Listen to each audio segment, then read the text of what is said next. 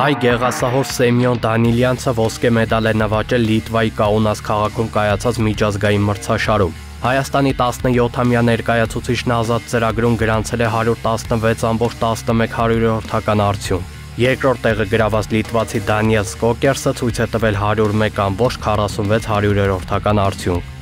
Տափողակով հոկեյի Հայաստանի ազգային հավաքականը Երևանյան գիշերներ մրցաշարի առաջին խաղում 11-0 հաշվով հաղթել է Կիպրոսը ներկայացնող Solar Bears ակումբին։ Հայաստանի հավաքականի կազմում դուբլի հեղինակ են դարձել Տիգրան Մանուկյանը, Արսեն Ասատրյանը եւ Վալենտին Կովալենկոն։ Բահրեյնը ներկայացնող գյումրեցի ծանրորդ Գոր Մինասյանը կմասնակցի Ասիայի առաջնությանը, որը վարկանիշային է այս տարի Փարիզում կայանալիք 33-րդ ամառային օլիմպիական խաղերի համար։ Ասիայի առաջնությունը փետրվարի 3-ից 10-ը կանցկացվի Ուզբեկստանի մայրաքաղաք Տաշքենդում։ Մինասյանը ելույթ կունենա գերծանր քաշային կարգում։ Հայ ծանրորդը Ասիայի կրկնակի չեմպիոն է։